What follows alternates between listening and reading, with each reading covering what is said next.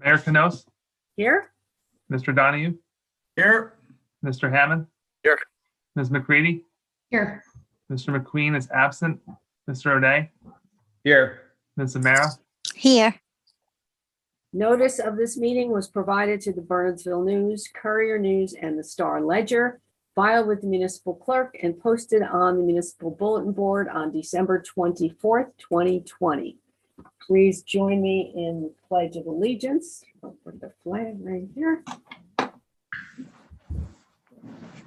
I pledge allegiance to the flag of the United States of America and to the republic for which it stands, one nation, under God, indivisible, with liberty and justice for all.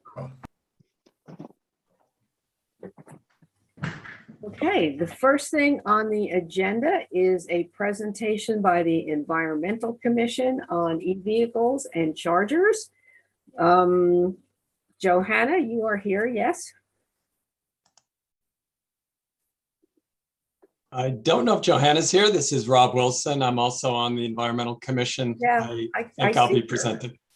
Yeah, this is from a work group, Kathleen Redline, Rob Wilson being the leader, Tom Voss and myself, and Rob's going to make the presentation. Okay, great. Do you need to share your screen? I sure do. Okay, thank you.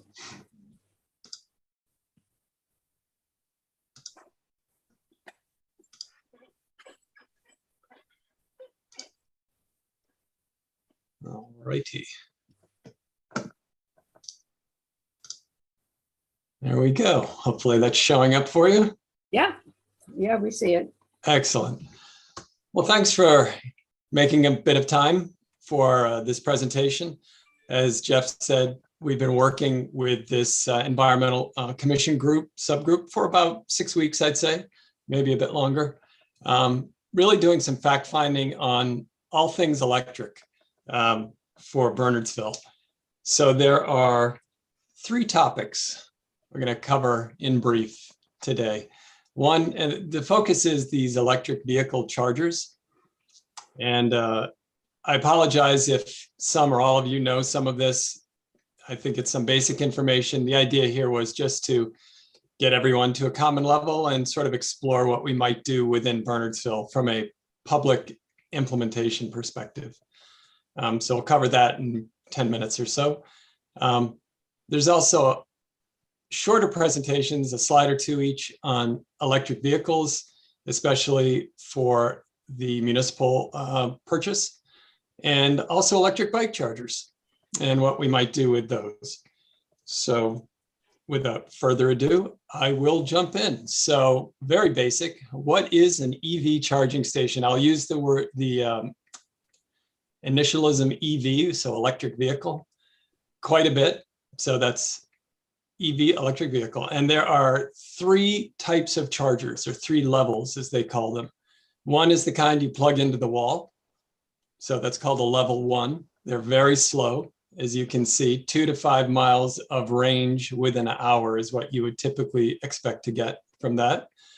They're not too common, to be honest with you, because they're so slow. Level 2 are the most common. You get about, and these are rough estimates, but about 10 to 30 miles per hour of charge. You can see in the Paul Miller, that's the kind they have right there, I have that circled in yellow. They have another one around the other side of the building. Bedminster also has some installed at their borough headquarters. And then finally, you've got, oh, and I have one in my garage. And I believe, Tom, did I hear that you have a Tesla as well? I do. And I have a level 2 charger at home on 240 volt. There you go. So it's the same one that it's in the upper left of this screen in your garage. That's correct. So very convenient. Yes. Level 3 is the highest, or sometimes called DC fast charging. And we do have those locally. We have those in Dewey Meadows and Ridge in the lower right-hand part. You get quite a bit of range. They're also an order of magnitude more expensive. And this one, specifically in Basking Ridge, you need a Tesla to operate it or to have it work. You can see actually there's one in one of the slots right there. So that's just some of the basics about what kinds of EV chargers are out there. And we'll mostly be talking about this level 2, which is sort of the sweet spot of useful to use and not too economically challenging to implement. If you do get this, there's some other hot links here. You could click on this and see some more data. Why would we want to do this? So for me, the first thing in presenting to this council, I would want you to consider is to bring in new business. There's really 3 basic things you can think about of why a town would want to do this. Bringing in new business being sort of the most commercially interesting thing we could do. If you place it near a place of commerce, it's likely that people who have EVs will charge. As you saw, it doesn't take 5 minutes. It can take a couple of hours if you're on a level 2. And people need to do something while they're there, and hopefully they will come visit our stores. The other thing you would do, or the other rationale, would be public service to the town. In Madison, for example, as you'll see, they placed their chargers around points of interest in the town, the library, ball fields,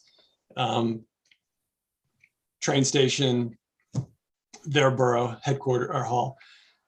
And then the third one would be kind of a 2B, I guess, would be also for affordable housing. For those who might not have the wherewithal to put one in their garage, they might not have a garage. They might live in an apartment building without one. It would be nice to do for them to make EVs a more viable option. Excuse me. And then there's some other things I've listed here. There's sustainable Jersey points.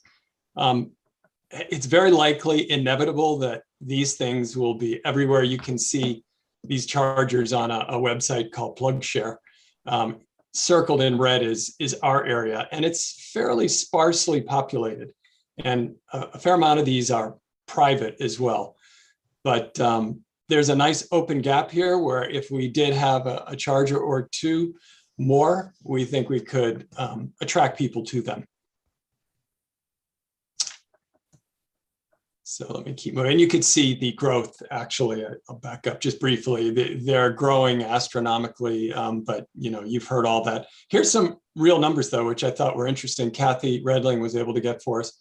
As of last summer, there were 378 EVs in Bernardsville and 2,400 in Somerset County. So we expect those numbers are substantially increased at this point. So they're out there. Who else is doing this? Basking Ridge, right next door. We talked to Jorge, who is leading that charge. And no pun intended, apologies for that. Expanding their municipal level 2 capacity. I think they had 2 or 3 installations and were continuing to plan that out. They had that in their strategic plan to keep going. Some of them were not public. I think one was at where they have their municipal vehicles.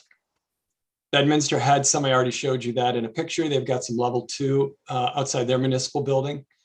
Madison had a pretty aggressive implementation. They have already implemented 5 dual port chargers, so 10 charging stations altogether, although they're in pairs, so they're sort of on the same pole. They have 5 dual port. They're planning their next 5 dual port. So they're really going for it. A fair amount of them downtown. And then to see more, you can go to ridewise.com or plugshare.com, and there's some more details about where they are and what kind of reimbursement they're getting for these. The state is coming up with some money, which we'll get to in a second. So I mentioned some strategies about where you would put them. So where would we put them? Certainly nobody's voted on this yet, but just some thoughts. The library is an awfully interesting place. There are some slots that don't get used too often, like this one right where it says library. It's convenient to the library, of course, but it's also convenient to downtown, which would be nice if, so you could hit a couple of things there. You could hit your public service, you could hit your commercial potential. And I don't know if there's affordable housing around there, but that would be the trifecta. So, and what is to be considered when you're implementing these also is where there's electricity. If you have a power drop, that's helpful. If you have to, if you put it over here and you had to dig a trench through the parking lot and there was no power available, then you'd have to draw the line through that starts to get a little more expensive. If there were, let's just say for the sake of argument, on this train station, this lot were available, there was power to this pole, that would be a lower cost implementation. Right.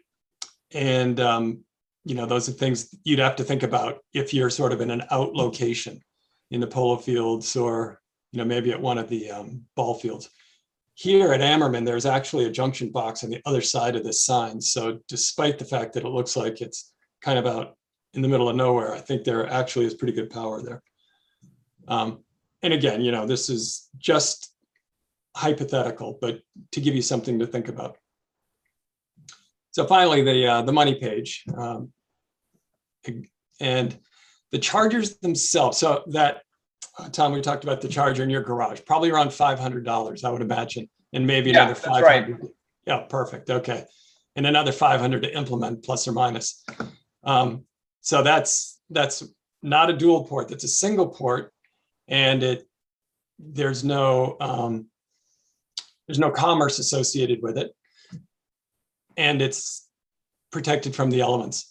So all of those things together take the cost of the charger up about to let's say $5,000 or $6,000 roughly, for what's called a dual port. So that means two cars can charge at the same time, and L2 is a level 2. Cost about $10,000 to implement, plus or minus. The borough, for example, in Madison and in Basking Ridge, what we found was the borough did some or all of this work and was able to really defray the cost of this implementation, which, as you can see, is substantial relative to the cost of the charger.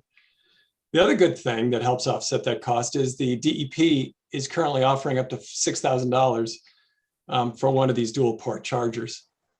So if you add this up, if my math is correct, that's 15,000 minus 6. That's about a $9,000 capital outlay for that. If you add in roughly $1,000 a year to operate with between the service and the software and perhaps a little bit of insurance, that's about 10,000 budget impact. I added this first line because you might want to prepay these things. So $2,500 for a 5-year contract. I think this is what Basking Ridge did. And so your first year cash flow would be a little bit different, but the budget impact would be lower since you'd be depreciating those over 5 years probably.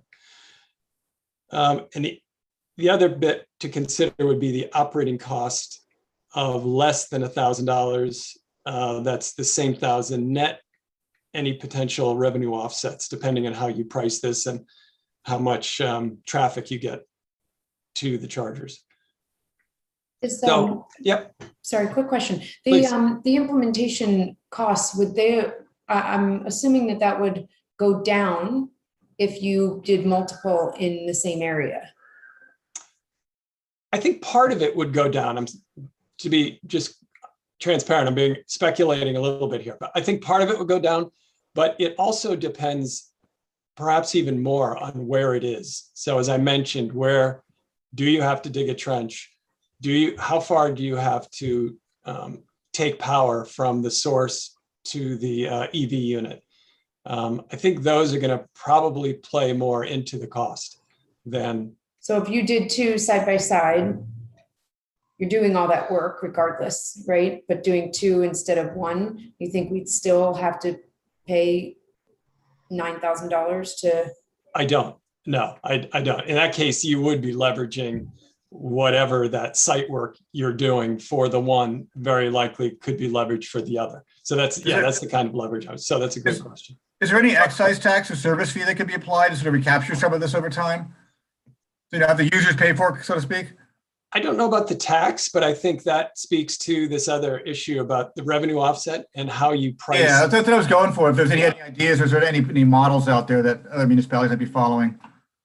Yeah, there are some municipalities that do that, and you can get pretty close to break even on your annual operating costs by charging for its use.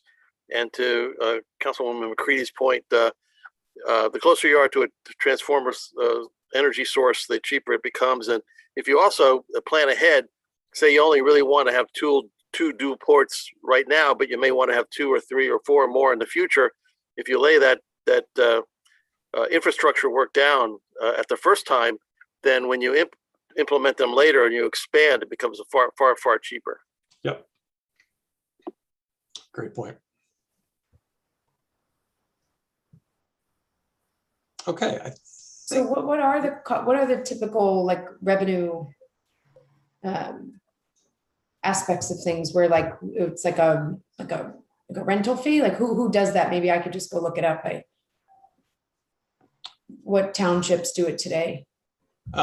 So we do have some data on that. I think Basking Ridge does that. Madison does that. Bedminster does that. Bridgewater does that. So there's a fair amount. And there's, if you wanted to, we can either get the information for you. If you wanted to do it yourself, there's an organization called RideWise, and they have done a lot of work collecting this information and facilitating conversations for people interested in this stuff. I think this offers an opportunity for some, the potential for maybe public-private partnerships too, because, there may be businesses that are interested in having this close proximity to their businesses. My experience driving around is a lot of these level 2 chargers are in front of people's businesses, not so much Starbucks because you're in and out, but a place where they want you to spend time. Hotels use them a lot. And because they have overnight guests, and that's really attractive for an overnight guest to have a place to plug in. There is one at the Old Mill Inn, in fact, and there's one at the Old Mill Bernardsville. Inn has one. I think they restrict it for guests only. What I was saying is, if we did a public-private partnership, we could install more there. That's right in our development area. Our area for redevelopment, Alcott, on Alcott, not Alcott, on Quimby Lane rather, and maybe then certain spaces could be designated for public and private use then. Right now, I think it's private only. Well, Right, I think the RFP for Quimby Lane does talk about public access to electric chargers. But you're right. The focus of what we are presenting now really was basically municipal properties, properties that we could control and can move quickly on, because one of the gists of our presentation is that we're behind the curve here. Other municipalities have been way ahead of us. And there are some likely places that have been mentioned: the train station, Borough Hall, library, some of our parks, where it would also make sense that are not near commercial sources. But you're absolutely right. And in fact, I think Hillsborough has been pretty much very active in placing these in commercial areas, working with some of their businesses and large office sites. So it can certainly be done, and some charge for it and some don't. Yep.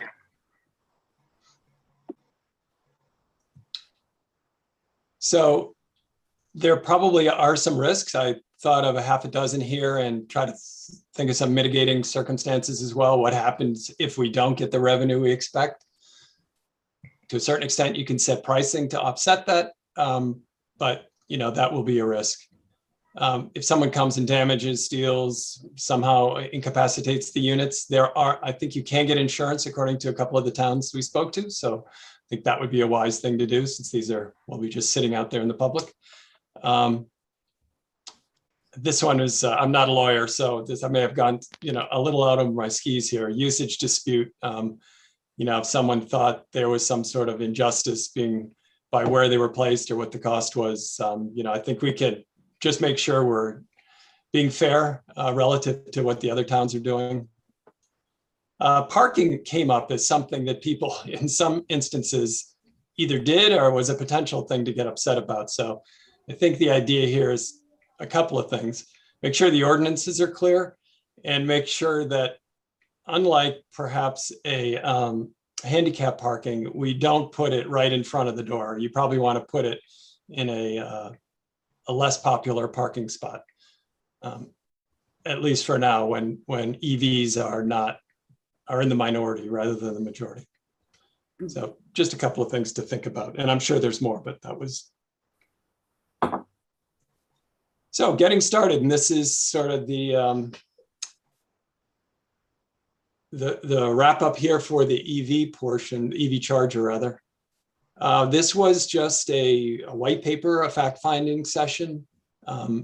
If it's of interest, we could pursue this, or we could support pursuit, either the public option or the public-private option. And a couple of things we could do. We clearly need more specifics on the pricing, the siting, where it would go, what it would take to implement, what the borough could do versus a private contractor. So I don't expect we're going to resolve that here necessarily, but just to give you an indication of what we thought was the next step for this.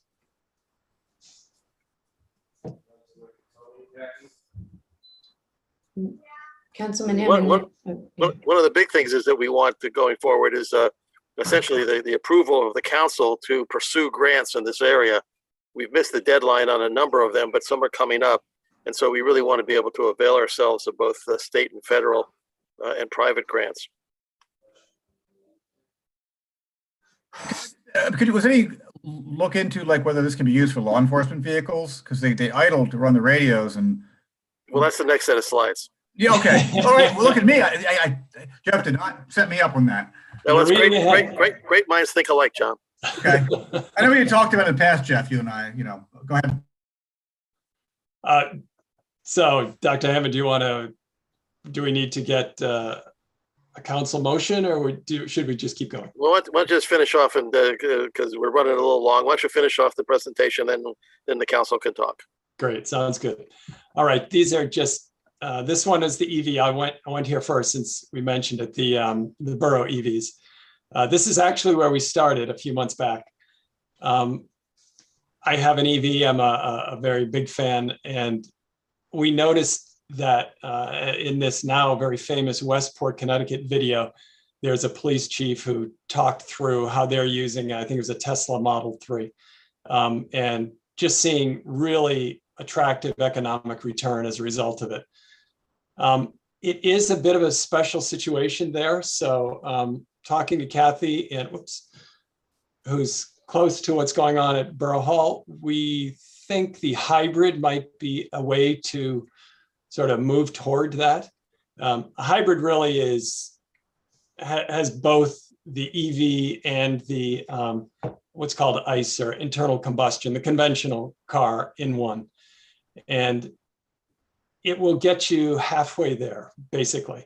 What's interesting specifically about a police vehicle is, my goodness, I'm sorry, is that the Ford Interceptor, which you can see pictured on the right, they now have a police package and specifically designed for this. And Madison has a couple of them as well. Sorry to keep mentioning them, but they're really going after this. And they have 2 more on order. So we've already talked to them about their experience and what they think. They like them enough, they're ordering 2 more. They do have a very small town, but these cars are, and I've compared some of the statistics here. So if you use the gas-powered car as a baseline, and again, these are sort of ballpark numbers, the hybrid is about $3,000 more. In this case, the electric is about twice that. The savings in the hybrid, you're going to save on gas. You won't save on anything else. In the electric, you'll save considerably more on gas and maintenance.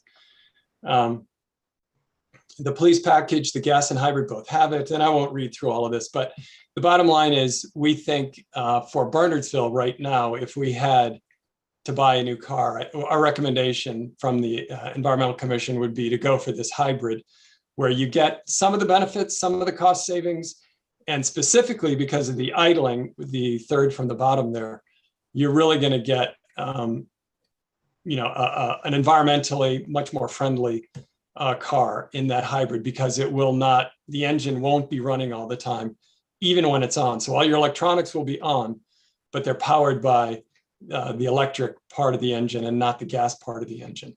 In an electric, of course, it would always be parked. But the electric cars aren't quite there. You can see from a couple of yellows there. Still working out the police package. The clearance isn't quite there. And for the kind of car that would be the right thing, a Tesla Cybertruck or something, it's just priced way, way, way out of the range. So we can get into more details, but from our sort of basic assessment here, we thought the hybrid would be a great way to go. I'm not sure who asked that question, but was there any follow-ups you had on that?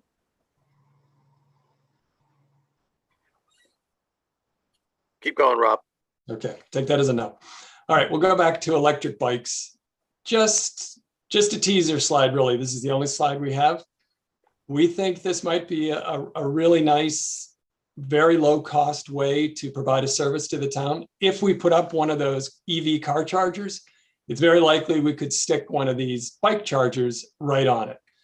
It's really, in this case, it really is just like plugging into the wall. You only need 120 volts. They'll fully charge in a few hours. Electric bikes are getting more and more popular. And it might be nice to have a destination if, for example, the Audi was redeveloped as indicated with a bistro and an eatery and sort of a gathering place. That would be the nice kind of place to charge your bike. Even Starbucks in this case might be a nice plug it in. You can get a half an hour charge while you're sitting on the bench having your coffee and enough to make it home again. So this is a much lower bar in terms of entry. And, we could look into, I don't have the specific costs on this one, but I researched it enough to know that they're a lot lower. They're in $1,000 or lower, I would say, to make this work. So also another interesting option for us in this sort of electric vehicle area. And that's it. We did one thing we did not show is in terms of the electric hybrid vehicles for police departments. I think there were about 10 police departments that we identified that are currently using them here in our county, in our area. So I think Woodbridge sticks out also in Middlesex County. So this is something that's not really far into the police department. It can operate their packages. It can operate all the cameras and radios that they need. And it could be something for us. I think it should be something we consider in the future. As people probably know, even GM has announced that, and I think it was by 2035, that they're going to stop making fossil fuel vehicles and convert fully over to electronics. So this is the future. We're just trying to get us there. Yep. Okay, thank you. That was really interesting. Thanks for all the work your committee did, Rob. And council, any questions on what you've just seen?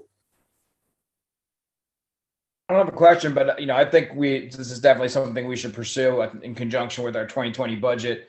Now is the time to get the discussion going, so we don't have to go back and try and make room for something like this, but see if it fits in the 2022 budget rather, is what I meant to say. I do think it is the future, and I think it offers some opportunity for savings in the municipality if we can get total cost of life for electric vehicles to be competitive or better than the petrol engines or the hybrid engines, which I think total cost of ownership may actually be something that we can look at. I mean, $3,000 a year just in gasoline, and we don't seem to have a number of savings for the maintenance, but I assume the maintenance is also going to be a 4-figure savings each year, but that would be something we'd have to dig into. Yeah, well, I think at this point, I think what you're looking for is for the council to approve moving ahead and taking the next steps so that we are ready for the 2022 budget. So in general, council, are we good with this? Anybody have I think it's a great idea. This Okay. is Christine. Yep. Yeah, I mean, I think I had a question though, because as we are moving more toward EVs and things, do you think that the chargers are going to get better from a technology perspective as well? I mean, we think so, and I'm just thinking about the kind of the ongoing additional costs that could be if we, to replace them, and I don't know how often that is from a maintenance, perspective. Yeah, if you're looking to me to answer. So I think that's one of the reasons we would suggest a level 2. A level 3 is state of the art right now, those DC fast chargers. And I know I like it when I see one of those, but instead of the $10,000 number I suggested, it's more like 100,000. And, that's a big commitment. If the 10,000 one lasts 5 years, I don't think, hopefully it'll last longer, but if it was only 5 years, I think we'd be okay. If the 100,000, that's real money. So I think Plus, that's one of the reasons. I don't think that the cost estimate is actually driven by the cost of the charger itself. It's more the installation and the engineering work that we have to do that goes along with it. So when we talk about the price of it coming down, the charger itself's already, you could just use a 1450 240 volt plug that you use for your dryer. It costs $12 at a hardware store. But the charger itself, like we talked about, the level 2 charger itself is only like $500. It's the installation and the engineering work and the electrical work that goes along with it. And I don't think the economies of scale are going to be dramatic in the next couple of years on those portions of the installation. Councilman O'Day stole my thunder. You're absolutely right. The cost is going to be in the installation. It's going to be in the electrical and the construction work. The change out of the actual unit once that's in place is really going to be minimal compared to that. But to those points, and this has been driven so far by the Environmental Commission, but I've also asked that this be placed on the agenda for Public Works Committee, because they'll obviously have a very important say in this. And when our zoning officer gets back, we'll have to start working with that as well, because invariably municipalities that have done this have to redo some of their zoning because it will affect some of the parking rules that are in place. Yeah, I think, and also the public safety, because I think parking rules are under police regulations as well. So, You're absolutely right, Mayor. And I have talked to Chief Valentine about this, and he actually likes the idea of hybrids as long as the ones that we select can support the police packages that we need. And he likes the idea that it doesn't actually have to be plugged in, that it has its own regenerative power. okay, so it looks like, I think you've got the support of the council. I think everybody's pretty positive about this. So I don't know if we need to do an official resolution. Jack, do you think we need to do that? No, I think you've got a consensus at this point. You're not doing anything official, so. Okay, so I guess the next steps would be for the Environmental Commission to do additional research, as well as speaking with Public Works and Public Safety to get all that input, and of course, Finance to work it into the budget. So we'll all be involved at some level. Thank you. That was really worthwhile. Thanks for all your work on that. Thank you. I agree. Thank you very much. My pleasure. Thanks for the time. Thank you, Rob. You Yeah. bet, Christine. So next on our agenda is an open public session for the public. If they'd like to make statements of any kind, please keep your comments to 3 minutes. Anthony holds up a timer so you will know how long you're speaking, and please give your name and your address. And I know we have Carol Bianchi is here with us from JCP&L, and her hand is up. So Carol, you have the stage. Thank you, Mayor. Can everybody hear me? Yes. Yes. Good evening. As Mayor Cano said, this is Carol Bianchi. I'm in External Affairs at JCP&L, and I'm your representative. And my timing was good tonight, coming on the electric vehicle charging station presentation.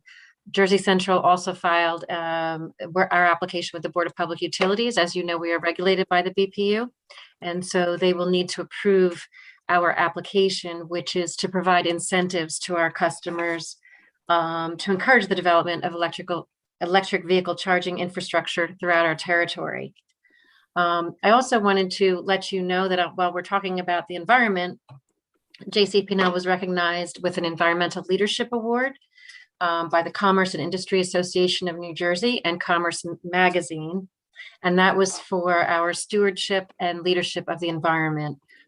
We have recycled all of our discarded equipment, when there is when we're making repairs and maintenance, over 400 tons of paper, aluminum, copper, glass, wood, and cardboard in 2019 alone. I don't have all the statistics for last year, but we continue along with that same vein. And we also planted trees recently throughout our territory for Earth and Arbor Day. We teamed up with the Great Swamp and we planted trees. I grabbed a shovel and it was my first time planting trees. So we were very happy to participate in that. Also want to share with you a couple other things.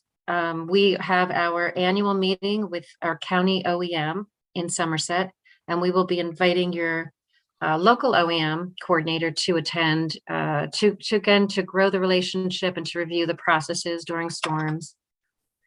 We completed our Reliability Plus work, and in 2020, we had invested an additional almost $100 million into our infrastructure, and that included an additional 39 miles alone in Bernardsville, on the circuits feeding Bernardsville in vegetation management, and that's in addition to our 4-year cycle. We also installed equipment called trip savers. Those are a type of automatic recloser, and as the name suggests, it saves the trip I see I'm getting the time to sign. So I'll wrap it up. But anyway, we've done a lot of good things and I wanted to share some of those with you. So thank you for letting me pop in on your meeting and I wish you all the best. Carol, did you say that there's grant money available from JCP&L that would be in addition to the money that was in the presentation? I think that the other money was coming from the state of New Jersey. There's a $6,000 grant, or was that your grant? So that would remain to be seen because again, it has to be approved by the Board of Public Utilities. Our filing is on our First Energy website. But again, nothing is written in stone until it's approved. So we await approval as we do with any application before we can, but yes, there will be incentives available. So stay tuned for that. Right, but the incentives are not the ones that were listed in the presentation earlier. There's something above and beyond that. There may be. We will see. Sometimes that said DEP on the presentation, that they were DEP grants. I think so. Yeah. Yeah. So whatever incentives there are that will be approved by the Board of Public Utilities, we will certainly be sharing with all our customers. There's going to be a big outreach to customers to let them know what is available. So we'll keep you posted on that. Yes, thank you. You're welcome. And I need to remember how to take my hand down so I can give someone else a chance. Thank you, Carol. And for those who don't know, Carol, she has done an amazing job as our representative through all the past storms we've had. She's very responsive. I know she works well with the chief. And even though, she's not out there fixing wires, she's really on top of everything. So thank you. We really appreciate it. Thank you, Mayor. All right. Have a great evening. Thank you. Would anyone else from the public like to be heard? I'm not seeing any. Oh, I see Johanna. Okay. Johanna, you are here. Yes, I had some questions. I'm concerned about the next meeting, the ordinance of 1881. And before I make comments from the Environmental Commission, I'd like to be able to have the opportunity to ask some questions. First off, I want to make sure that I understand the difference from the 79 one and this one regarding the minor compliance with the annual reporting. Could Mr. Chinaki answer that for me? How is that different, and is it different? Will they still be required to make that annual report? I got confused with commercial and two-family. So I just Johanna, I think what we're going to do tonight, because we're supposed to have a public hearing on that ordinance. Okay. But we are going to postpone it because we did get a letter from you, and we also got a letter from what was it, the Highlands? In New Jersey. Raritan Headwaters from Christy McDonald. Yeah, and so I think what we're not going to act on that tonight. I think we're going to postpone this, and I think my understanding, if I'm correct, was that because there were so many suggested different recommendations from Headwaters of what could be in that ordinance or how to do it, that we were going to forward it to the planning board and let them really work on this, because it seems to me a lot more work. You know, we have done what we had to do for the DEP requirements. Yes. But now, you know, additional things that we want to do to either tighten it up or not. I think we're going to, Jack, if I'm correct, can that then go to the planning board? Because this is going to be a lot more detailed than what we're going to delve into at the council level. Good. I'm glad to hear that. I just want to also say that Chrissy sent you one model. Yes. But there are others. I had quoted, I summarized in my early on comments to you from the Environment Commission from the Watershed Institute. They did one. So if nothing else, there should be a red flag up that there are many groups that are concerned about this ordinance and how municipalities can be treating them to custom them to themselves. So if I have any other questions, I did have some questions to clarify some things that were said at the last meeting, but maybe I'll just contact Mr. Chinecki and Mr. Brightly for my specific questions and not take them. But I wanted them in advance so that I can make accurate comments for next week. But I'll do that, and then I'll write you my comment. Okay? Yeah. Okay. Thank you. But to be clear, the ordinance that we have in place now has been approved by the county, meets whatever the requirements of the DEP. So Yeah. we don't have to have a rush to judgment as we recraft or not. The ordinance we have is in place is sufficient right at the moment. Is that correct? That's right. We're in technical compliance. Okay. Yeah. Good. I'm Yeah, glad. so Thank the you. rest we can take our time and really do the research and focus on what needs to be changed. Exactly. Good. Thank you. Okay, anyone else from the public? I'm not seeing anybody's hands up, or if anybody wants to raise their hand if they can't click on the hand. Going once. All right, I will close the public hearing. So next item of business is I will open the public hearing on ordinance 2021-1879, which is an ordinance concerning the Personnel Committee and supplementing and amending the administrative code as set forth in Chapter 2 of the Borough Code. Would anyone from the public like to be heard on this? And basically what we're doing is changing the title and enhancing what this committee does so that it is more of a, Tom, maybe you can kind of just do a highlight quick. Sure. The purpose of this is we're changing the title from just the Personnel Committee to the Organizational Development and Personnel Committee. And in my 3 months here, the committee's met a few times and we've dealt with pending personnel matters.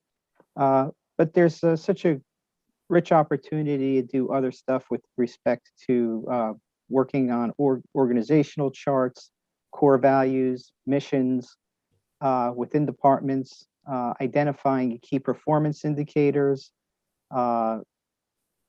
helping administration craft a performance review system that's acceptable to the borough, and really just kind of bringing together the idea of growing the public administration part of the town into really an outstanding organization that it's already largely down that road, but I think we can take it a little further. Thank you, Tom. That was well said. Would anyone from the public want to comment on this ordinance? Seeing none, I will close the public session. Dr. Hammond, would you like to move this? Oh, you're on mute. There I am. Thank you. Yes, I'd be happy to on behalf of the current Personnel Committee and hopefully the future, the new Organizational Development Committee. I move to pass ordinance 2020-1879 on final reading and adopt as published. I'll second. Okay, roll call, please. Mr. Donahue, Yes. Mr. Hammond, Yes, Ms. McCready, Yes. Mr. O'Day, Yes. Ms. Zamara. Yes.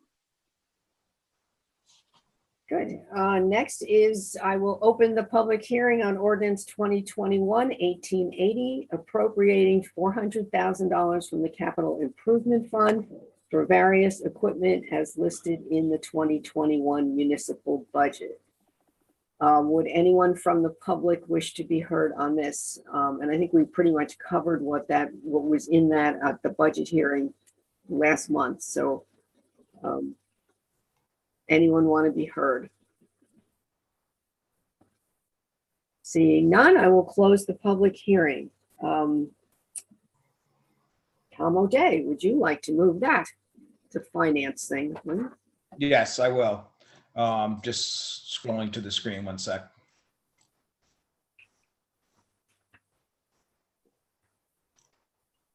So I move to pass ordinance 2021-1880 on final reading and adopt as published. I'll second. Roll call. Ms. Zamara, Yes. Mr. O'Day, Yes. Ms. McCready, Yes. Mr. Hammond, yes, Mr. Donahue, Yes. Okay, next is the ordinance 2021-1881, which we discussed. So, Jack, do we need to, We need to do a motion to continue the public hearing to the May 24th meeting with no further notice or publication. okay, would someone like to move that? I'll move to continue the public hearing. A motion to continue to May 24th for ordinance 2021-1881. I'll second. Roll call. Says roll, do we need we don't need a motion on that or a roll call? I think we voice. Just a voice vote. You can do voice vote, yes. Okay, all in favor? Aye. Aye. Aye. Opposed? Abstentions? Okay. Now we have ordinances to introduce. Dr. Hammond, would you introduce the next Sure. one? On behalf of the Personnel and Organizational Committee, I move that ordinance 2021-1882, an ordinance setting 2021 salaries and hourly rates for non-contractual employees be introduced by title, passed on first reading, published according to law, and that a public hearing be scheduled for a meeting beginning at 7 p.m. Monday, May 24, 2021. I'll second. All in favor? Aye. Aye. Aye. Opposed? Abstentions? Okay. Let's see, dogs in the park, is that Public Works? So Gina, you want to move that one? I move that ordinance 2021-1883, an ordinance concerning dogs in borough parks and amending chapter 5 of the Borough Code entitled Animal Control be introduced by title, passed on first reading, published according to law, and that a public hearing be scheduled for a meeting beginning at 7 p.m. Monday, May 24th. I'll second. I did had a question if I can ask on this one. Yes. It looks like the ordinance is being rescinded, but I didn't see if it's being replaced with anything unless I missed it. There are two separate sections right now. One section prohibits dogs on playing fields in the enumerated parks at all times. The second ordinance prohibited dogs in any area of those 5 parks, I think it is, during certain months. This one repeals that section, but the ordinance prohibiting dogs on the playing fields year-round will remain in effect. Okay, that was my concern. All right, thank you. Is that, okay, I thought we wanted to keep them off during playtime, during, Little League, no? Well, we kind of went around in circles on that. You want Okay. to keep them out of the parks totally during games? Is that? I thought that was what, because of the number of people there and young children, that I believe that's what Matt Neefsey called to our attention last time. So I wasn't sure if we agreed on that or not. Yeah, I wasn't either. I thought the bottom line was, the agreement was that they'd be on leashes because there's another section of the ordinance requiring that all dogs be leashed. But I'm certainly willing to to revise it. Well, right now, I would say that, I'm sorry. So just to clarify, if we go forward with the way it is right now, dogs would be allowed in the non-play field areas all the time. Yes, that's And correct. they would be prohibited from the playing fields at all times. That's correct. And the other sections of the code require the owner to have his or her dog under control at all times and leashed. Okay. Can I just ask, because I see Matt's here, and I'm not sure what, I know you had spoken last time. Can I ask you to just share what your concern was about that? Yes, good evening, Your Honor. Matt Navesey, 9 Mine Mountain Road, Bernardsville, New Jersey. As I stated at the last council meeting, it was from my history of being in this community and being on multiple different boards, it was the intention of the original ordinance was to eliminate dogs from the playing fields all in the entire complex because we've had dogs bite children as well as adults. And as I stated in my previous time with you guys last meeting, was I was also a victim of being bit by a dog. So as it was stated also by Councilman McCready, who's not here tonight, he did state that we already had a child bit this year at one of the complexes. That's one too many for me. And I asked that we extend it from the entire playing season from April 1 until October 30th. That's the season now that we play, we play 9 months out of the year baseball at our fields. And the other fields are also occupied all the time. We talk about the infield areas, but we have another complex inside there. We have the batting cages, and we also have the T-ball complex that's in the back upper left part of the Kiwanis complex that is not fenced, and that's open to dogs running through and little children, and I'm completely opposed to that. When you're talking about a very large block of time, would it be permissible to you to restrict it while games are in progress, but not necessarily restrict them from the non-playing surfaces when there's no game in progress? I think the way the original council who introduced it years ago made it so there would be no gray area for interpretation. That's why they put the dates in. And that goes back to when it was Bernardsville Little League and Somerset Hills Youth Baseball. Both organizations came to the town because of children getting bit that year and asked for the council to introduce that passage. And that's right. why I understand that. I understand that what you're bracketing it with the dates, but what I'm asking is that would it still be okay then to use the fields, the non-playing surface areas of the field during those dates if there's not a game in progress? Or a practice? Yeah. Yes. Thank you. Yes. In In other words, if baseball is not in session at those in any of those hours, could then someone take their dog on a leash into the non-playing area? I think it's a matter of as we've talked about in the past is if the resident is going to be a responsible dog owner and clean up the messes behind, and that's one of the issues that we continuously have up there is that they don't police after their dogs. And it becomes a public safety and health hazard again. That's why it also extends that whole period. I understand it's 9 months, but maybe at this point, as a community, we need to look into a dog park for these individuals to bring their dogs so they can run free and have some freedom, so to speak. But I think when it's the little kids around, at our complexes, I just think it's one too many, as we've already had this year. Matt, do you know what the sign says right now at Kiwanis? There's 3 signs up at Kiwanis Field. The one it says no dogs are permitted per borough ordinance. That's what it says as the gate as you go in. There was another sign that I don't see anymore that says there's no dogs on the playing fields. And then there was another one that used to have the dates from April 1st until June and change, but that has been no longer on the fence anymore. Okay. So, yeah, thank you, Matt. And that's, I just wanted to clarify, because I wasn't sure that we all came to an agreement on that, but as to whether we wanted that limit or not. So, If the dogs are restricted now, but yet somebody was bit, I guess that somebody's not paying attention to the current ordinance. Is that how I should interpret that? I would say that's correct.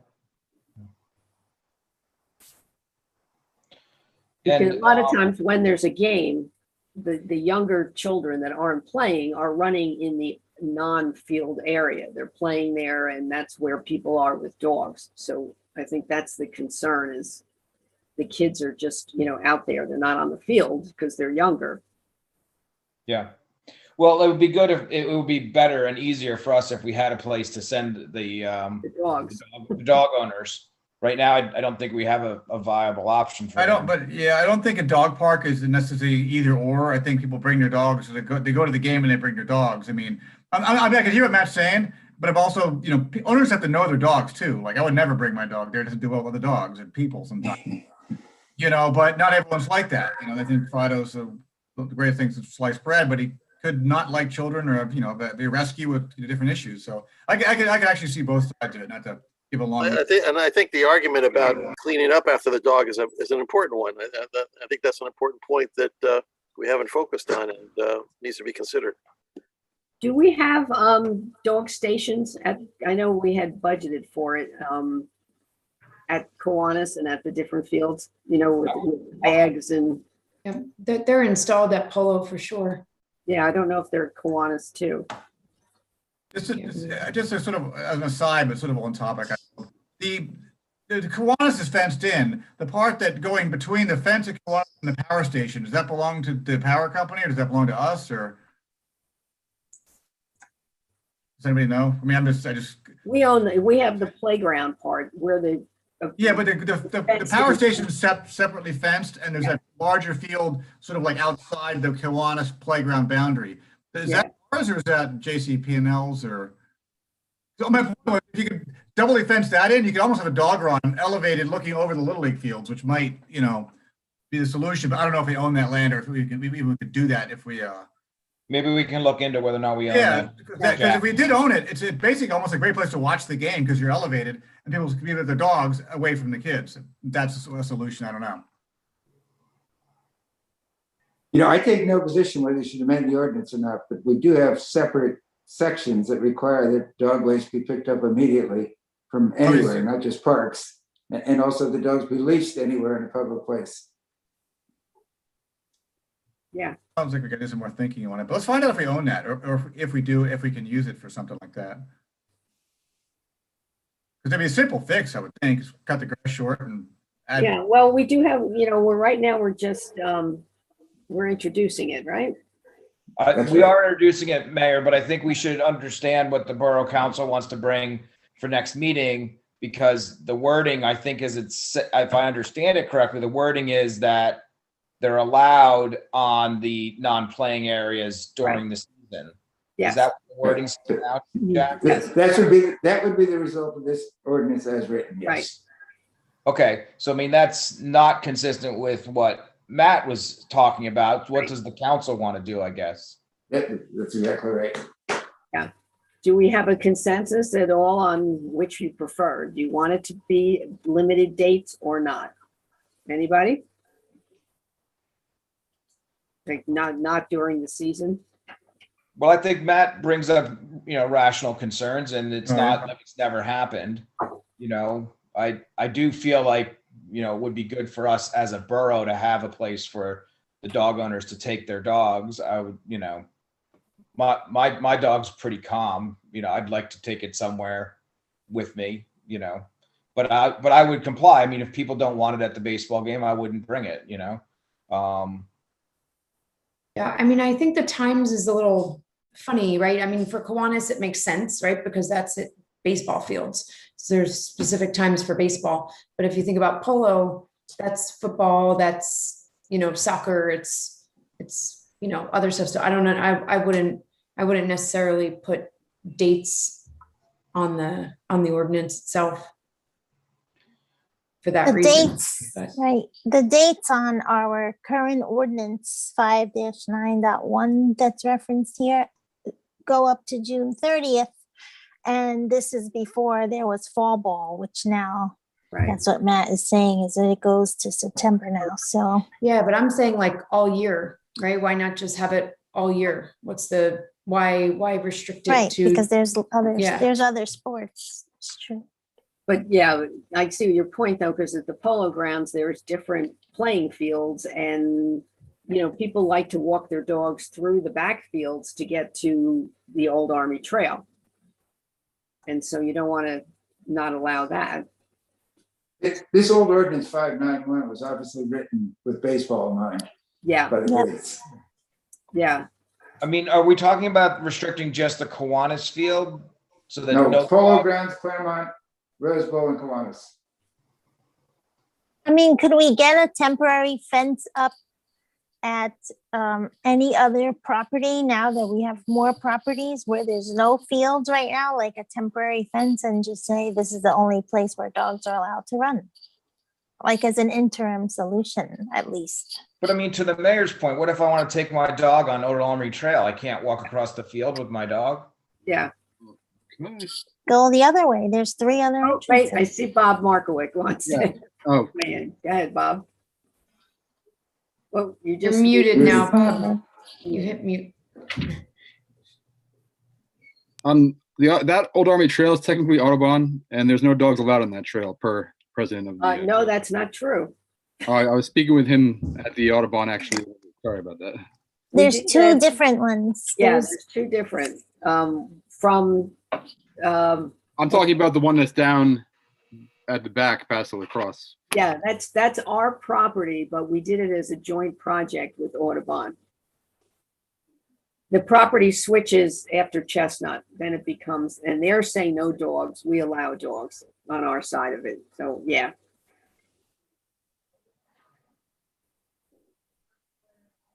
Okay, so I guess the question for us then is, we're going to allow dogs at any, I mean, you're effectively not allowing the dogs at any time on any of the fields if you go from, what did I hear, April through? April 1 through June 30. No, It's the through, current ordinance. right, No, the request was to go all the way to November or something. I think. October 30th, yeah. October 30th. So, I mean, basically only the winter months is when you could have the dogs then.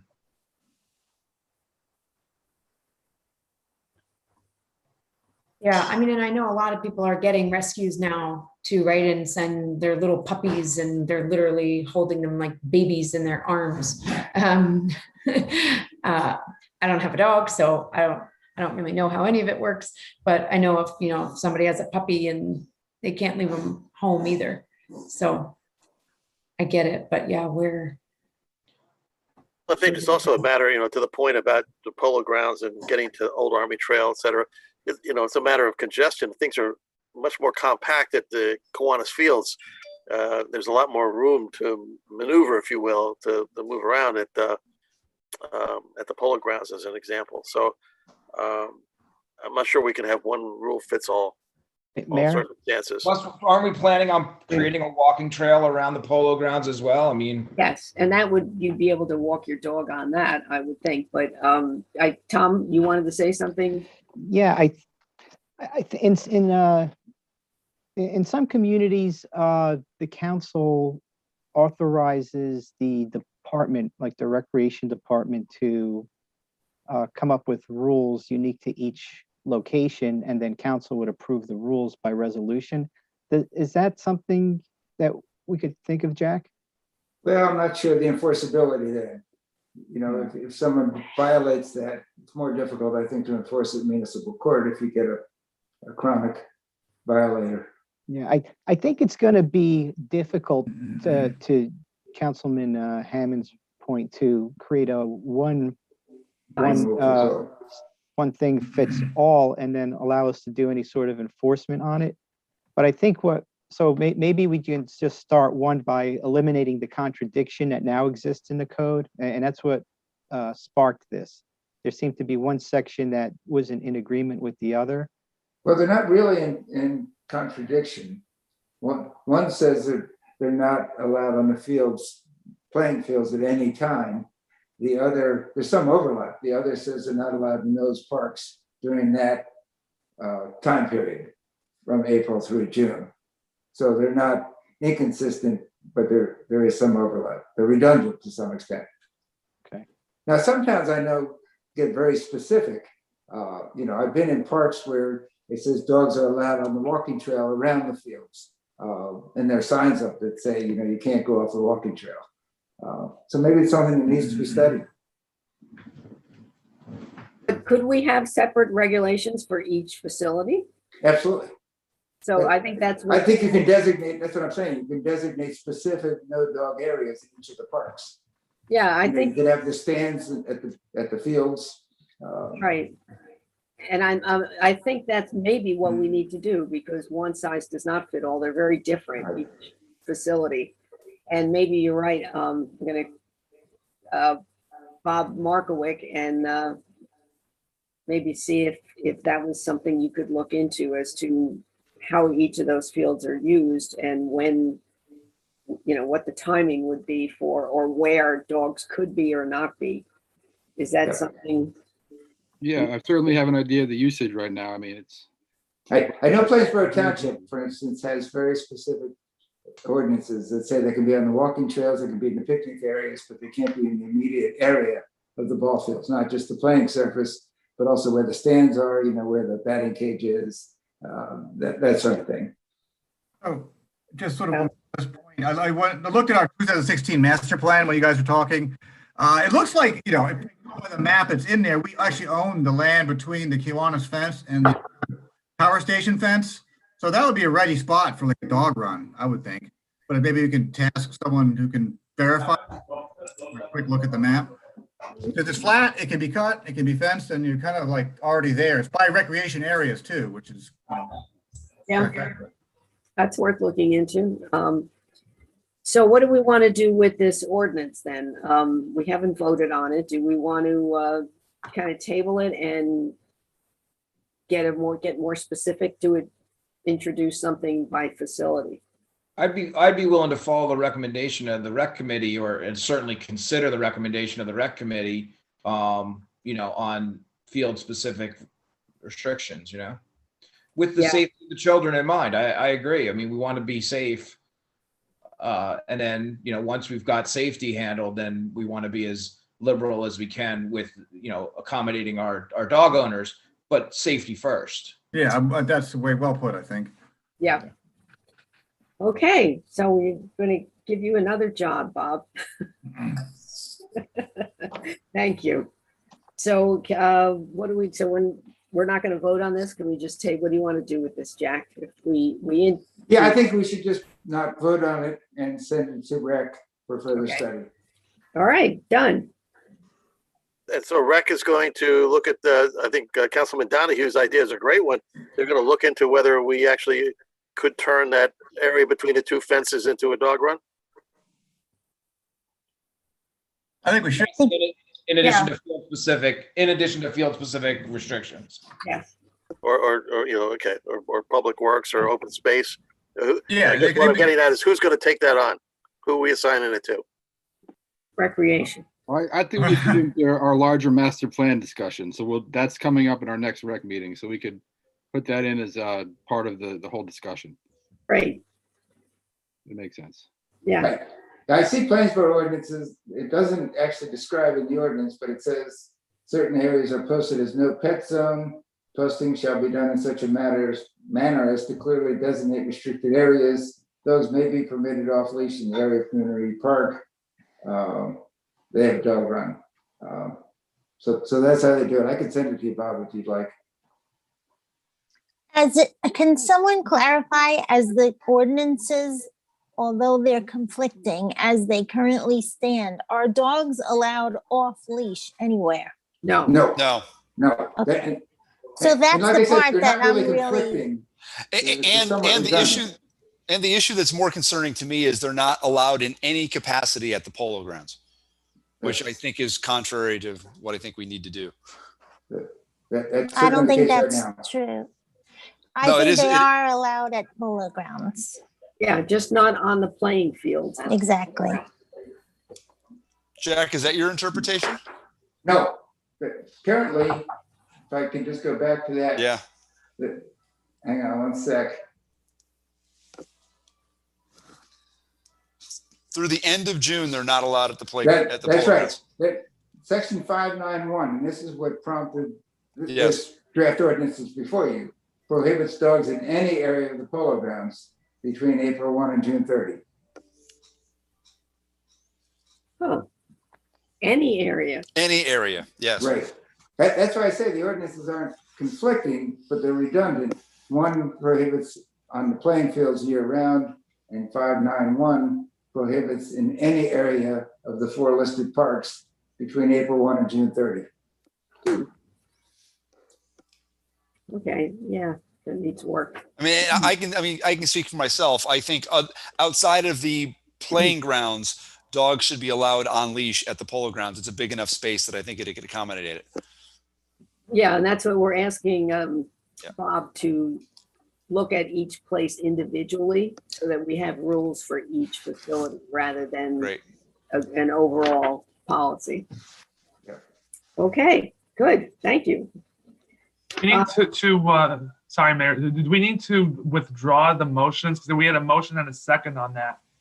And I don't know, or we just don't vote, or we have to withdraw that? Yeah, I think if whoever made the motion second both withdraw on the record. So I have Gina made the motion and Tom seconded. Okay, so I'll withdraw the motion. Okay, and Tom can with Tom. your second. Where you go? I think basically he's still there, but he's not. off video. I know He video. stepped I away. guess once the motion's withdrawn, there's no second. Anyway, Right. so Right. we're Yeah. okay. Okay. Thank you. Okay, thank you. Moving on to resolutions, we have 21-104 through 21-111. Any that anyone wants to discuss?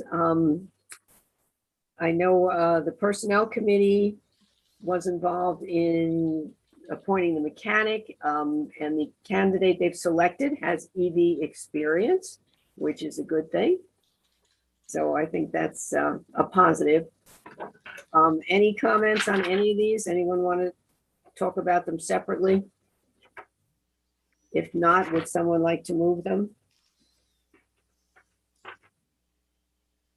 Okay, I move to adopt resolutions 21-104 through 21-111. I'll second. Roll call, please. Mr. Donahue, Yes. Mr. Hammond, Yes. Ms. McCready, Yes, Mr. McQueen, Yes. Mr. O'Day. he's no longer on. He dropped off. Ms. Amaro. Yes. Okay, next is my update. Let's see. April 27th, I did listen in on the marijuana, what we don't know can hurt our kids webinar. And if you would like to hear, it's very thorough. You can view it on the Community in Crisis website. They have it posted there. And also, Heather Eckel did an excellent job at the library on myths about autism. And I haven't seen that posted yet. They said they were going to post it, but if they do, I will pass that link on. We are still working on the Memorial Day because the rules keep changing. So hopefully we'll get that resolved this week or next week. Mayor, can I ask you, so what do you think the chances are at this point? Because as you know, Little League participates in that quite Yeah. heavily. So I would like to, if it's more than a 50% possibility, give the league or and start preparing. I wanted to, Tom and I talked about this today, timing wise, technically you could have a parade now because the outdoor limit is been increased, or there's no limit on it. But there's only 3 weeks, and usually it takes them 2 months to put together the parade. And particularly this would be difficult because no one is still here who's planned a parade. So, we were throwing around some ideas about an abbreviated kind of parade. So we'll try and get together with Bob and Olivia and talk about what we can do that's still pretty celebratory, but a little more than what we were originally planning. So hopefully we'll come up with something. I don't know if we would do the whole, the Little League and the That's fine. scouts and all that, but maybe fire trucks and, the veterans and maybe the band or something, small, but something a little more than just a ceremony. So Great. We're working on it. But we'll still have a ceremony at the. Yes, at Borough Hall. Okay, great. Yeah. Oh, the and then veterans- the mural unveiling as Right. well, which the veterans that's where we will be feeding Right. folks, including the veterans. We'll probably have 1 or 2 food trucks at the Ammerman lot, and then, give vouchers to the veterans so that they can have a free lunch. And then anybody that comes would be able to go to the food trucks. So, I like that idea. That's good. yeah, I think it'll be a great day. It'll be, something that people can finally be out for. What else? We had a meeting with Chris Colley to talk about the Transit Village application, and actually it was very encouraging because we do have a lot of the items checked already. So we'll be working on that. We had a really good trivia night. The Cultural Arts Committee did with Downtown Bernardsville. It was a small fundraiser for the mural. And it was a lot of fun. I think everybody that was there thought it was, just a fun thing to do with families. And Mr. T from Bedwell did the intermissions. He played his songs. So hopefully they'll do another one. We've been having the energy audit meetings and they're now talking about the direct install. I think they're going to do an audit at the library on Wednesday. That's been thank you, Jeff, for that grant, because they've really been coming up with some interesting things about our bills and how we, where our energy is being spent. So it's a really useful exercise. Thank you. We certainly learned a lot. Yes. Yeah. The farmers market will be starting the first Saturday in June. So Ed English and I just made a little promo video for that. And I didn't realize when we were down doing this little video, Rosalie Baker was watering the flower boxes on the train station. And the garden club actually does those and they're beautiful. And I didn't know they did that. So if you get a chance, notice those beautiful flower boxes on the train station. On the county call, this is Mental Health Awareness Month. On the county Facebook page, they've got some really good videos on mental health and stigma-free initiative. So if you get a chance, look at those. The county is now getting a lot more vaccinations. We were originally getting 700 doses, and now they're up to 2,000 J&J and 5,000 Modernas, and 1,000 Pfizers for the 12 to 16-year-olds. So, we're not having a shortage anymore, and they're doing a lot of pop-up vaccination clinics. We will be having one here in the train station on Thursday from 3 to 7.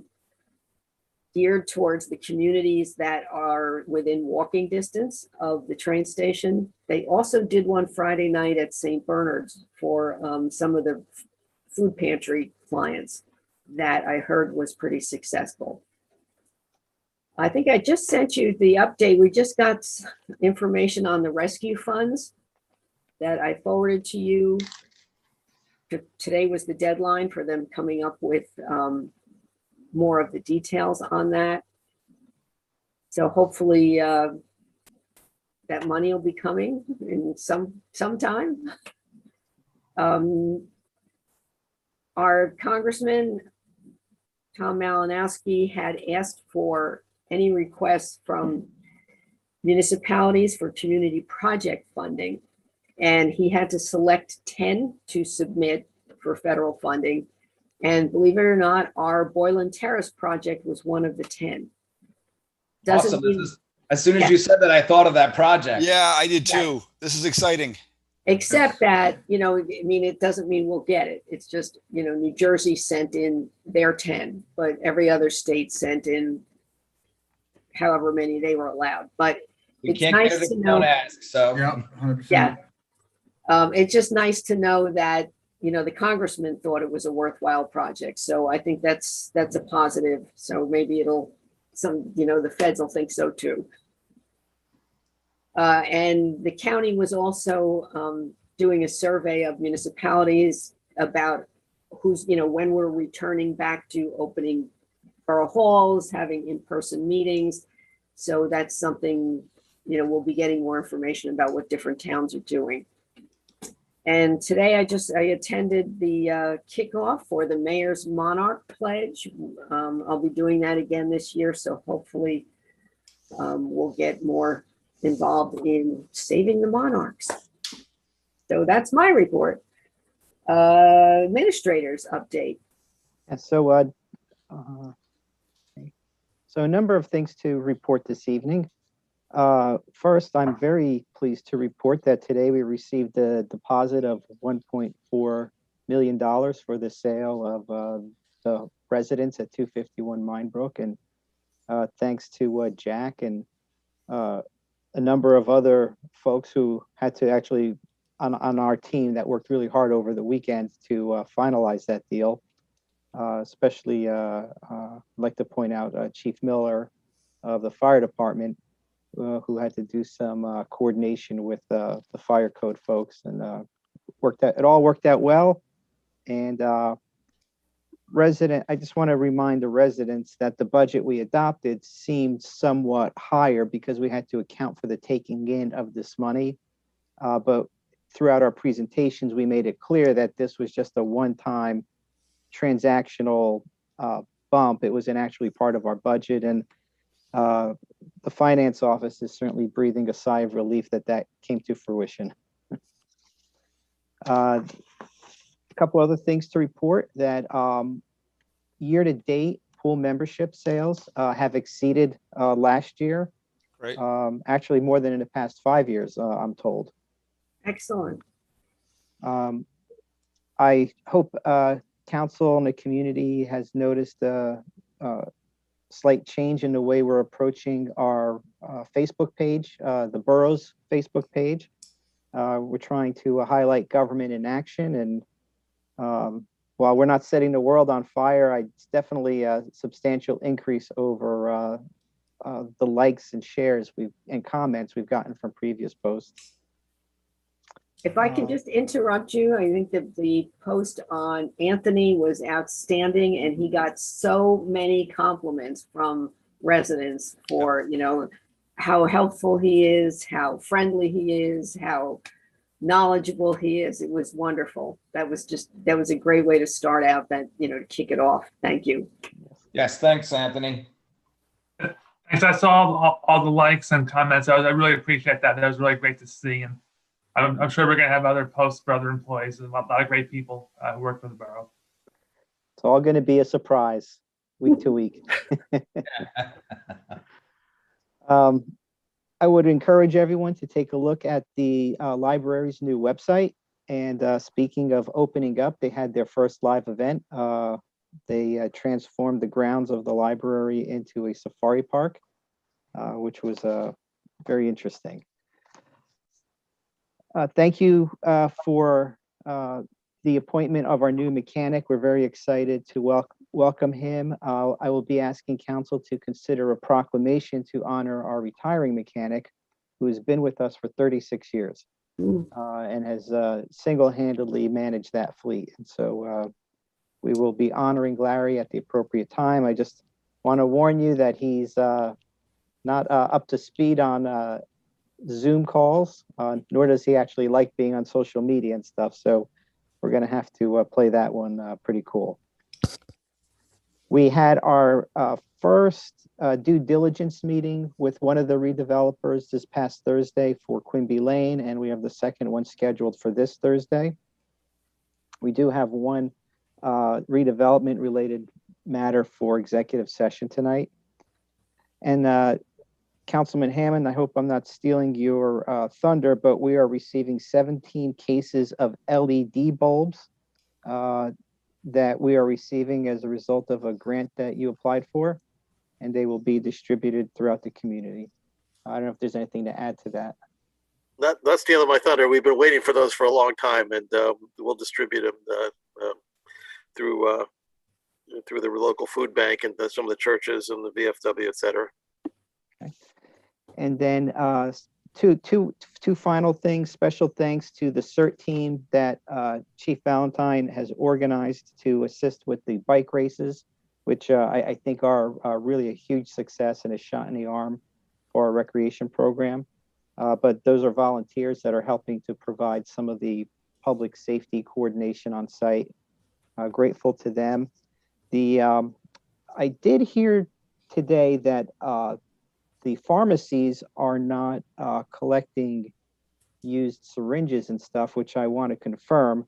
But I did want to point out that in conjunction with the DEA, the police department has collected 15 pounds of unused prescription drugs through a DEA-backed program over the past couple weeks.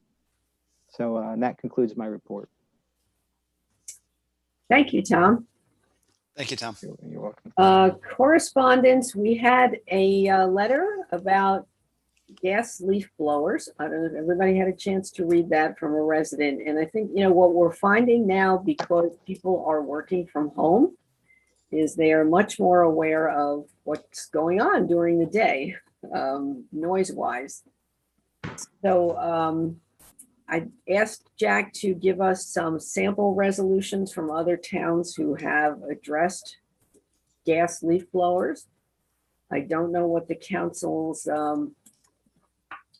reactions are to any of this, if you're interested in pursuing it. If you've heard other complaints from people. So any comments or opinions? I read what was submitted. I haven't personally been forwarded any complaints, but my concern was, how do we differentiate from these gas leaf blowers from any other kind of landscaping or lawn maintenance equipment, mowers or anything else? Does this fit under a more general noise ordinance? Well, and this particular letter is citing noise after 8:30 in the morning, which is currently within the current parameters that we have. So I mean, look, I think this is hard to regulate. I think it's I personally don't think it's necessary. I think what you do is you regulate the windows as to when these things can be used. Anyone else? It's a tough one, I know, and it's hard to enforce. I mean, look, everywhere in the borough, just about every day, you have maintenance companies blowing leaves during the day. Yeah, I think what they did, which town was it, Jack, that they limited it to 2 months in the spring and 2 months in the fall or something? Yeah, there are all kinds of variations. Some limited to commercial, and I don't know how you really do that. Summit, I guess, had a lot of feedback or pushback on it, so they had a hardship exemption, but I don't know how you decide that. I remember it was probably 20 years ago, Far Hills, I think it was, adopted one, and it was really controversial. It was in the Bernardsville News every week for months. And Jack, didn't we just address this and address the window? I think we said it was what, 7 a.m. until when? Yeah, we have construction equipment. Yeah. And it's shorter. I think Sundays it's prohibited. Saturdays it's from 8 a.m. to 2 or something like that. I could double check. Or maybe this was this may have just been discussed in the zoning enforcement group. It was discussed somewhere recently. We have not discussed it here, but that's what the current. I mean, maybe we could expand the current ordinance to include leaf blowers among construction equipment if you want, but it's a very difficult thing to regulate. I agree. Well, I think the other thing we need to take into account that may differentiate us from some of the other municipalities that have ordinances is that how heavily treed we are. Some of those towns, I don't know whether Montclair is got as much of a tree canopy as we do, but we'd have to take that into consideration. It might be easier for them to say, there was actually, if I remember correctly, there was a specific ban on leaf blowers at all at any time Yes, for about 5 or Montclair. 6 months, which during the summer. I just don't think we can do that here. Agreed. Now, neither Montclair nor Summit really has large lot areas either, like the mountain. So, and I think the mayor's right. It's interesting, both those ordinances were adopted during the pandemic. So, Yeah, I personally am not in favor of changing it. I think we've addressed it. I think we recently looked at it in the zoning group. I think it is what it is. I think the issue was more about it being gas powered because of the emissions from the gas. Well, that was part of it, but some of the argument also didn't make sense that by blowing things around, we were going to make a health hazard. Well, that would happen regardless of whether it was an electric or battery powered blower or a gas powered blower. It's going to happen either way. Yeah, and I don't know how we distinguish, as you said earlier, Dr. Hammond, between gas lawnmowers and gas leaf blowers if we're doing it on an environmental basis. And I'm not willing to go down that path at this point either. Well, the other thing is, I mean, we've got this letter, and I do understand that we should be responsive to individual residents. But if it's not a global issue across the entire town, I think we should wait to see. I haven't personally been contacted about this issue by anybody, so I didn't hear that other council members were either. No. We had another issue come up, and maybe this is why I was in the enforcement group. I want to say chainsaws. It was last fall. It was chainsaws and it was blowers. So we addressed it in the zoning enforcement group, and we decided not to move it forward, Tom. And I don't remember the exact date. I'm going off from recall memory here. I'm willing to consider it in the future if it becomes a major issue across the borough, Okay, thank you. I will respond to the resident. I think maybe we could, at this point, take some type of stance as far as what we think is, I mean, we could say that we agree with, noise pollution is bad and using a gas blower isn't as good as using an electric, or maybe the environmental commission could make some kind of recommendation to residents, because they are very good at educating people about how to treat their lawns in terms of what pesticides are good and bad. So maybe something like this could be, we can start off from an educational perspective, like help people understand that, maybe you shouldn't be blowing your leaves every other day, because some people do that and maybe they have to. But this letter kind of is specific slightly to this neighborhood that I'm in. And I do agree that 8:30 a.m. on a Saturday is too early to be waking up the entire neighborhood. And I only have 8 feet between the next door house. Some people have a little bit more room, and that's, it's different for everybody. So seeing it from her perspective, I do get it, because I feel the same way sometimes. Well, and I'm sympathetic to that. And then we could govern the hours. I think that was Councilman McQueen's point. We could say that they can't start until 10 a.m. or we can govern that. But that's a much different strategy than saying you can't do it at all. Well, so when that was discussed, Jeff, the issue is, so we have some things in place for commercial. And now, mind you, I'm going off from recall. We actually had this all laid out. So the commercial ordinances are in place, I believe, at 7 a.m. because that's when commercial construction often begins. Yeah. There's an indistinguishable line between a commercial long service company and an individual that is blowing his or her leaves. That I think is a hornet's nest. So for commercial reasons, it needed to be 7 a.m. because I understand that that's when these commercial organizations start. But then distinguishing between the things is going to be really challenging. At least that was the conversation that we had, was in a paraphrase. That's the same conversation that the council had years ago when they adopted the ordinance. Well, and I think what happens is, you have some of these commercial groups.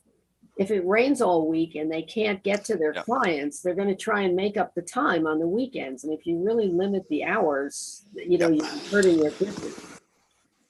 It's The current ordinance is between, you can operate construction equipment between 6 p.m. and 7 a.m. weekdays, between 6 p.m. Friday and 9 a.m. Saturdays, or between 4 p.m. Saturday and 7 a.m. Monday. So those are the current regulations. When can they start on Saturday, Jack? Did you say 9? 9 o'clock on Saturday, and they have to stop at 4. So I think, if there's a correspondence, because they do reference 8:30 here, I mean, it should not start until 9 a.m. on a Saturday.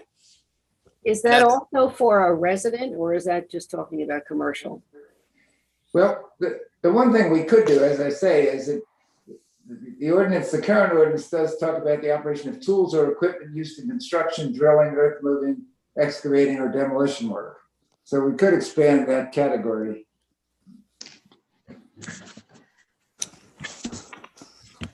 How would you describe that category?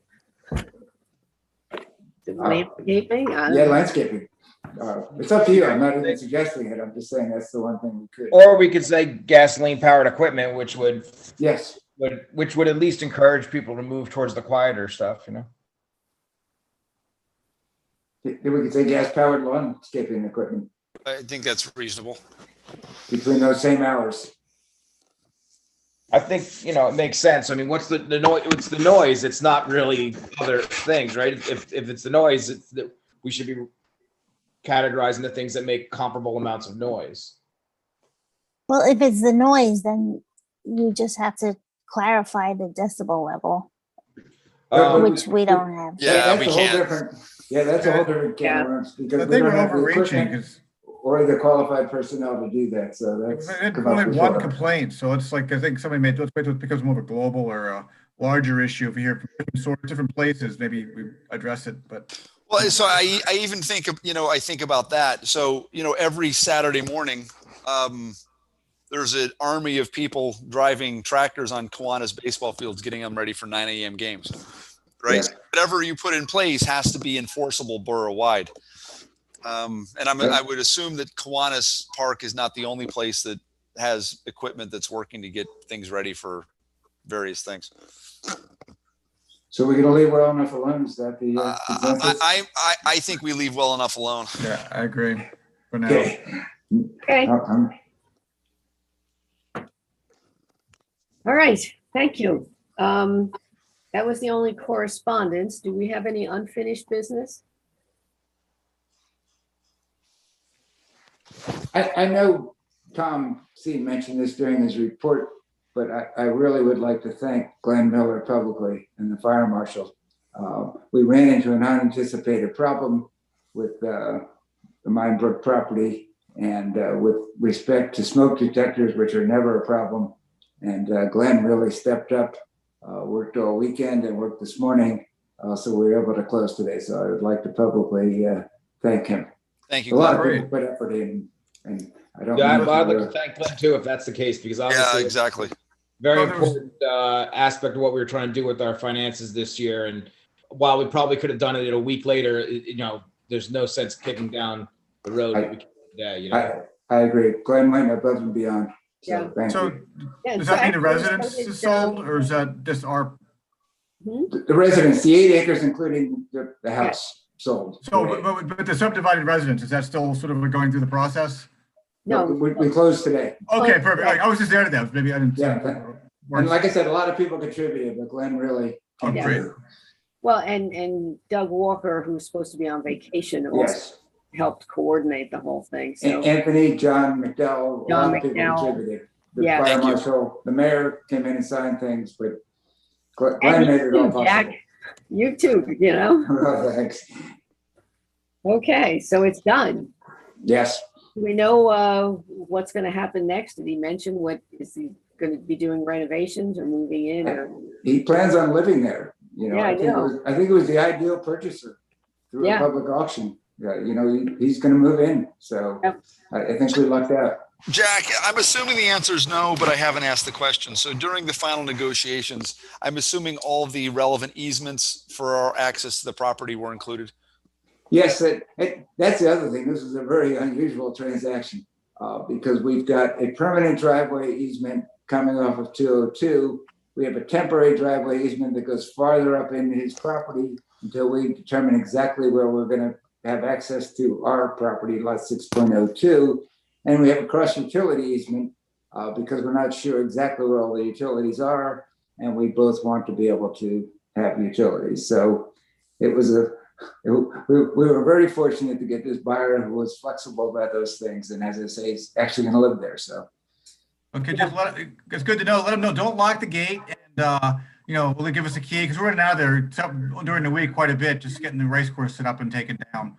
Yep, no, we have, recorded access to our property. I know this is, I don't know if this is a discussion for executive session. We probably should proceed with getting the cut into 202 as soon as possible, because I'm assuming that that's in everyone's best interest. Yeah, with permission from DOT. Yeah. So Tom, is that something that Doug and your team will proceed with to get that permission to cut in the road into 202 or the driveway? So that typically takes an engineering study and plan, so we can start soliciting quotes for that. I mean, Tom and everybody else, I don't know how you feel. I think this is something that is in the best interest of all parties if we can move this forward. Absolutely. Yeah, Tom, which Tom are you talking to? Tom, I was talking to you, Tom. I know this. We've talked about this. I think we should definitely move forward on assessing what it's going to cost us to do it. Me too. Obviously, I would say, we don't want to write a blank check for it. We would need I could just check the chief's on here too. It's not an easy turn coming out that driveway. It's an accident waiting to happen if you're not paying attention. Awful. Yeah. The mailbox blocks your view and all kinds of stuff. Yeah. So yeah. So I think it's the ideal solution, as Councilman McQueen first said. I would just say let's assess the price and then move forward with it. Yeah, because it will take a while to get DOT approval. So, and to get the engineering study. So the sooner we start it, I think is a great idea. Tom C., can you get that ball rolling in the right place to get those quotes in front of us so we can move this downstream? Yes. Thank you. Okay. Do we have any new business? No. I know we have closed session things. Yes, and we will be coming back out. Yes. Yes. Okay. So do I have a motion to adjourn to executive session?